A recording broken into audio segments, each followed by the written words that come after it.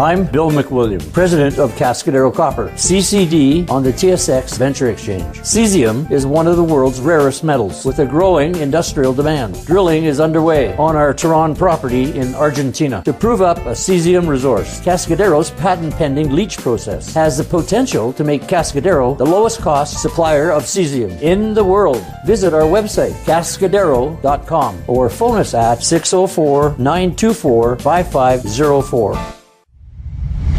You're listening to HowStreet.com radio, available online at TalkDigitalNetwork.com. Welcome to HowStreet.com radio, the online source for market opinions. Here is Jim Goddard. My guest is Ted Dixon. He's the CEO of Inc. Research. He invented the mid-cap-oriented Inc. Canadian Insider Index, which is used by the Horizons Canadian Insider Index ETF, a 2017 Fund Data Fund Grade A Award winner. His website, CanadianInsider.com. Welcome back to the show, Ted, and happy Easter. Well, happy Easter to you and all your listeners. Ted, we hear from Parliament that only half of the Federal Infrastructure Fund has been allocated. Is it time for municipal governments in BC to get a hold of that money before it's gone? Well, to be honest with you, I'm surprised it's even half. But, the ability to roll out these programs is limited at best because it all sounds great in concept, Jim. But when you actually have to start identifying where you're going to, build tunnels for subways or build bridges for highways, it takes a long time and you have to get a lot of pieces together. So I'm surprised they're even at half at this point. And I expect the pace will pick up. I'm sure there's been a lot of work that's been going on in the planning stages, but it'll take a while to finish the jobs here that they've got on board. So yeah, let's just see how this plays out. And no, I'm not surprised at all that it's taken this long to get the money going. What a bumpy day on the markets over the past week, seeing huge dips and then huge rises. Were we net gainers or losers over the short week? Well, we're still trying to sort all that out. What I think the important question is right now is what is emerging in terms of investor preferences for stocks. And what I mean by that is for the last year or two, it's been growth at any price, particularly in the United States. Investors have been snapping up shares of FANG stocks, as your listeners are well familiar with, Facebook, Amazon, Alphabet, Netflix, Google, those stocks, regardless of the price, people have been buying. Well, that has all sort of unraveled that trade for a couple of reasons. Yes, we've seen headlines about Facebook and the problems that they've had with data leakage. But there's something else going on. The Federal Reserve is raising interest rates, and that makes it much more, attractive to look at other alternatives once interest rates start going up, if they're going up for the right reasons. And the Fed is saying, the reason why we're raising rates is the economy is doing great. Okay. We'll see how that plays out over the next 12 months. Right now, if the Fed is right, and you have a lot of guests on your show who would say they're not right. Let's just be agnostic for a moment and say, okay, what if they are right? Well, what that means is there's plenty of growth in the economy. You don't have to go and pay any price in it for a stock to get growth because there's actually quite a bit of growth. And in fact, what we've seen over the past month is that value stocks in the United States outperform growth stocks. There's a Russell 1000 value index ETF, and there's a Russell 1000 growth ETF. And for the longest time, Jim, it's been no contest. The growth has been slamming, absolutely slamming the value ETF. But in this last period of market volatility, value's been winning. The big question is this a sea change? Are we into something new? And the way we look at it, we're right on the cusp of this potential sea change in the United States. We were looking very closely here. The market is now closed on Thursday for the week, and we look to see if the S&P 500 is above or below its 150-day moving average. Why is that? Well, the 150-day moving average is sort of a medium-term trend. If it can stay above that trend consistently, then one could argue that we're still in a growth phase, a momentum phase. That you just buy the winners, buy those stocks that have good growth. If it struggles below that 150-day, we would tend to think we're more into a value type scenario where value stocks may well be getting more attention from investors. Not quite clear yet whether we've got a victory for the value stocks, but certainly growth stocks are not the same hot items they used to be. It has big implications for the way investors are going to be looking at stocks. It has big implications the way we look at it, I think.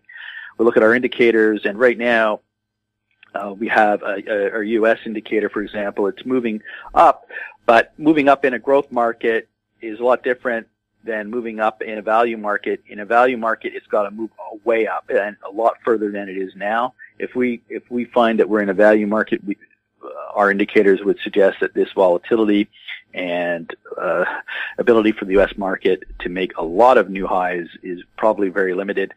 Maybe we'll have that resolved over the next week. We've got a lot of data coming out in the United States next week. Let's see again what happens. Let's pay careful attention to what happens with the S&P, with that 150-day moving average. If it can break back above it, well, then, yeah, maybe we'll get the fangs. We'll get another run here.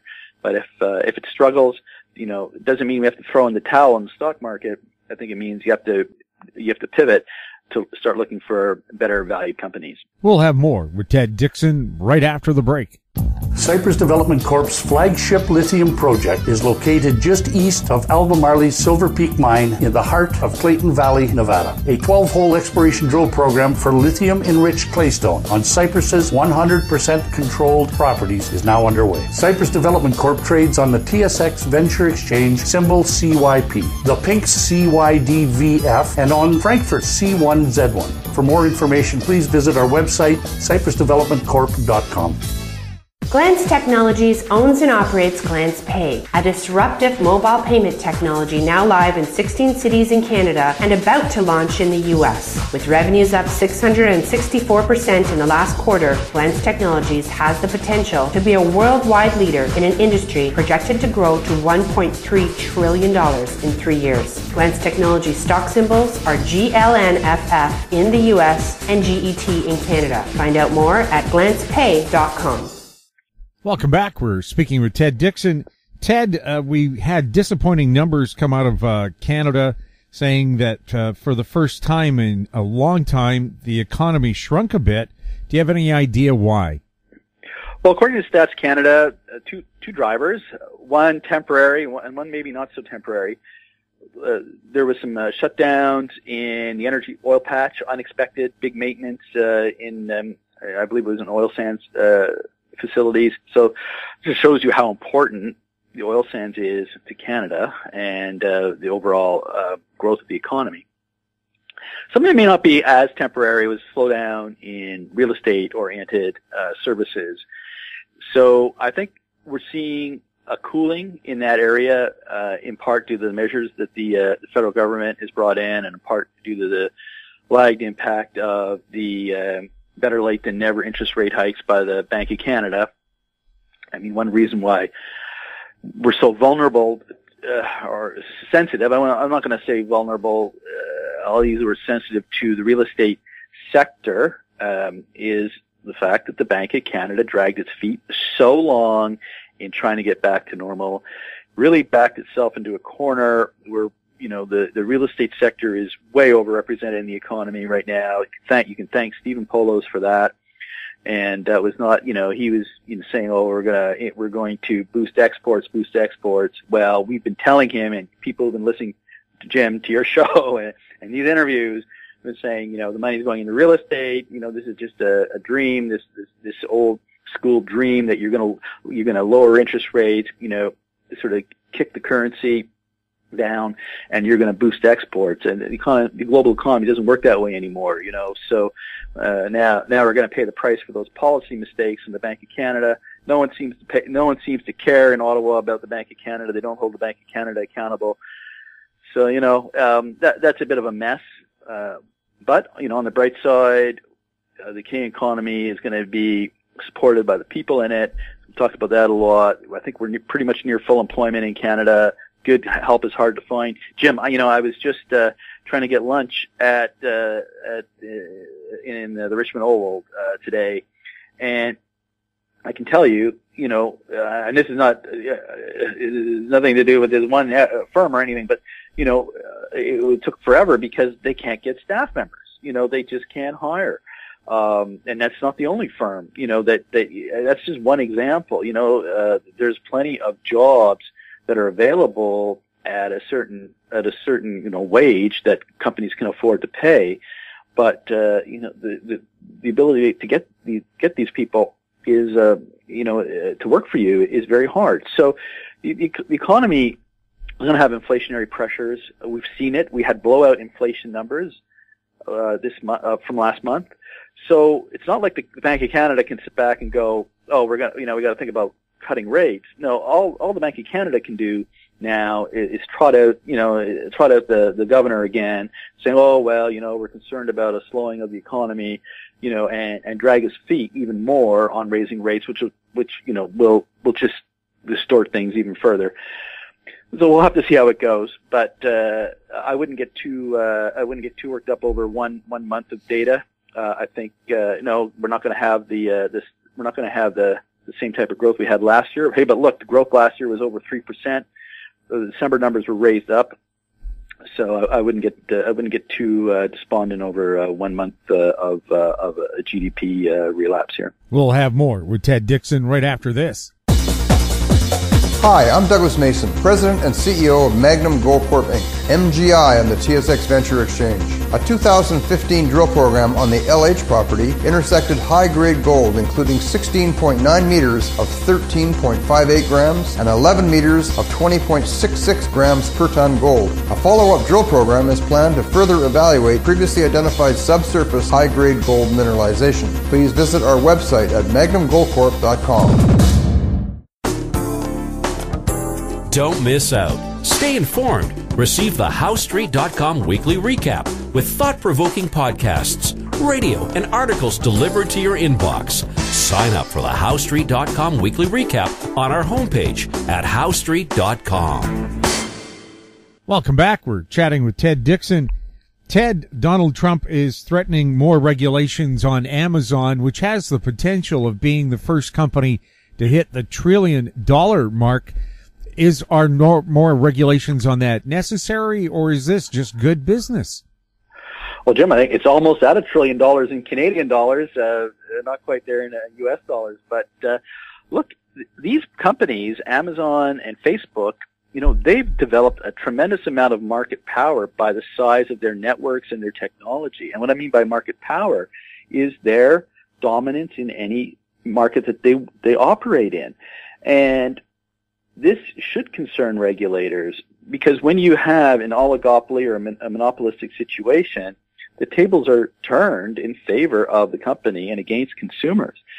So this should be something that concerns all policymakers, and it should concern investors, because if you have Donald Trump kind of banging the drum against Amazon in Washington, I don't see a lot of U.S. regulators legislators coming to Amazon's defense. Yes, there may be some from California, in Seattle, maybe, and I'm just trying to think, who's going to come to bat for Amazon. There may be some Silicon Valley type House of Representatives or some senators who are, pro-technology that will come to its defense. But in general, I think it's an easy target. And this will be another risk facing these stocks that are trading at tremendous valuations, and will probably be another headwind going forward for them. Doesn't mean they can't keep going up. We'll just have to see if investors continue the love that they've shown them for so long.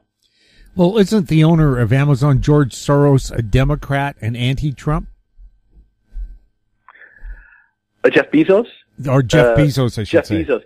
I don't know his politics. He stays, as far as I know, fairly low profile, which is probably smart. Particularly given the company's size. So I don't know about that. Well, it's just that in the U.S., everything is so tied to politics and so often not business. I had to ask the question. Well, he did buy the Washington Post, which is not known to be a Trump song sheet. So there may be something to that for sure. With the threat of more regulations on Amazon, I mean, they did break up AT&T and turn it into the so-called baby bells, which now are so big they're threatening to break them up again. So, well, look, I mean, if the regulators get onto this, they have a lots to choose from. Amazon, Facebook, Alphabet. I mean, there's no shortage of ideas they can come up with in breaking things up. So, don't be surprised we start, getting into congressional hearings in advance of the midterm elections, so that people running for re-election in Congress can say that they're defending, consumers on privacy and from abusive practices and the like. So I expect this will be a bit of a growth industry regulating the growth companies. So this will be entertaining, I think, to watch, especially if you have the U.S. president who's banging the drum on it, because say what you will about him, he can certainly move the needle on things. The BC NDP/Green government is against the pipeline carrying crude from Edmonton to Burnaby. However, the NDP says it likes the LNG project, $40 billion worth proposed for Kitimat, and will even give them tax breaks if they build it. Do you see a conflict of interest here, or is one project totally different from the other? Well, I would certainly see a conflict in terms of their rationale for preferring one over the other. Yes, I know there's the whole issue about bitumen spilling into the ocean. Yes, I get that. But in general, though, they're both energy projects and they're both pipelines, and they both have to deal with a lot of the similar issues. Look, I'm glad to see the NDP not raising taxes for a change. I don't like targeted tax cuts in general. I think it's much better to lower the tax base. There are some instances where you can make arguments in favor of it, and that they've chosen to do that here. That's fine. It's a positive sign that they're not totally against resource development, and that they're willing to also help out key projects. And look, that would be a key project for Canada, not just for British Columbia. It would be and Alberta. So, and northern BC. So it would be a great win if we got that. So let's kind of focus on the positive here. And I wish the government well in being able to secure whatever they need to get at least one major LNG project off the ground in BC. That would just be great for the province and for the country. And for people who decry a tax cut, perhaps for the developers, don't forget every person who works there pays income tax and eventually sales tax to both the province and federal government. Right, and it would breathe new life into a whole industry in northeastern BC and northern Alberta. It would have massive spin-offs. The investment they're making on the tax side, but these taxes are probably too high to begin with. So the only quibble I would have is cutting it for one industry and not the other. But in general, let's focus and get this at least one of these projects built. Ted, anything else you wanted to add as we head into the Easter weekend? Well, no, just want to wish everyone a happy Easter, and let's just see how everything unfolds here in the marketplace. We really want to keep an eye on whether value stocks are going to take over from growth in the U.S. And in Canada, we're looking to see if the Canadian Insider Index, which is a mid-cap index, can also retake its 150-day moving average. You can follow that in live time on CanadianInsider.com, where you can also get HoweStreet.com interviews as well. So we'll wish everyone a happy Easter, and we'll talk to you in April. Ted, thanks a lot. Thanks, Jim. Our guest has been Ted Dixon, CEO and co-founder of Inc. Research. You're listening to HoweStreet.com radio. Find us on Twitter @HoweStreet. Our popular YouTube channel is Talk Digital Network. Questions for the show or for our guests like Ted can be sent to info@howstreet.com. I'm Jim Goddard. Thanks for listening. Comments made on HowStreet.com radio are an expression of opinion only and should not be construed in any matter whatsoever as recommendations to buy or sell any financial instrument at any time. Available online at TalkDigitalNetwork.com. HowStreet.com radio is a production of HowStreet Media Incorporated.